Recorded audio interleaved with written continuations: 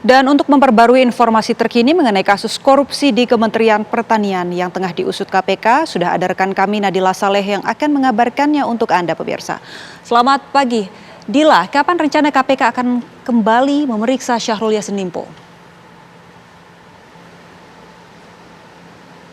Ya, baik, selamat pagi Bodi dan juga pemirsa. Sementara pagi ini kami belum mendapatkan konfirmasi ataupun informasi dari KPK mengenai perkembangan kasus dugaan tindak pidana korupsi di Kementerian Pertanian. Dan sementara ini kami juga belum mendapatkan konfirmasi dari KPK mengenai kapan status dari Syahrul Yassin Limpo ini akan ditetapkan oleh KPK begitu. Kemudian kapan Syahrul Yassin Limpo ini akan diundang untuk menjalani pemeriksaan kembali di KPK, ini juga belum mendapatkan konfirmasi dari pihak KPK sejauh ini.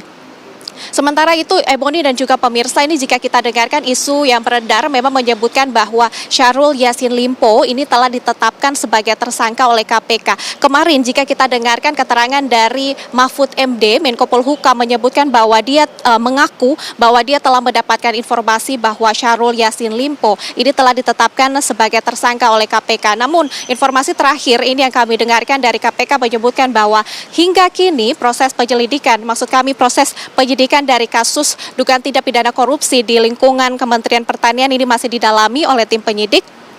Sebelumnya tim penyidik juga telah memeriksa sejumlah saksi-saksi, bahkan Syahrul Yassin Limpo di tanggal 12 Juni kemarin juga telah menjalani pemeriksaan dan memenuhi pemanggilan dari KPK untuk menjalani pemeriksaan dengan status ataupun kapasitas sebagai saksi begitu.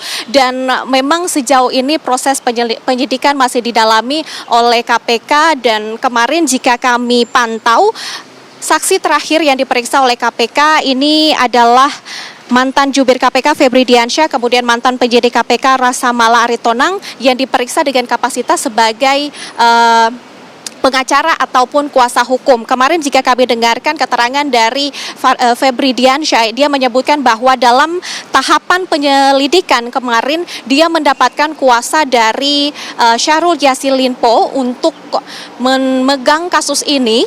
Dan kemarin saat ini ketika status dari kasus ini telah dinaikkan ke tahap penyidikan, pengacara dari Syahrul Yassin Limpo ini mendatangi KPK untuk menjalani pemeriksaan sebagai saksi yang kemarin jika kami lihat dia menjalani pemeriksaan sekiranya ada 6 jam waktu lamanya dia menjalani pemeriksaan. Namun memang hingga kini kami belum mendapatkan konfirmasi juga dari KPK apa saja hal-hal yang didalami oleh tim penyidik KPK hingga mereka memeriksa sejumlah pengacara dari Syahrul Yassin Limpo begitu. Kemudian Ebony dan juga pemirsa, ini jika kami lihat perkembangan terakhir mengenai Syahrul Yassin Limpo, sebelumnya memang dia dinyatakan menghilang begitu, disebut bahwa dirinya keluar negeri dan tidak bisa mendapatkan komunikasi dari keberadaannya dia begitu. Namun kemarin dia telah tiba di Indonesia dan langsung bertemu dengan Presiden Joko Widodo untuk mengajukan surat permohonan diri sebagai Menteri Pertanian begitu.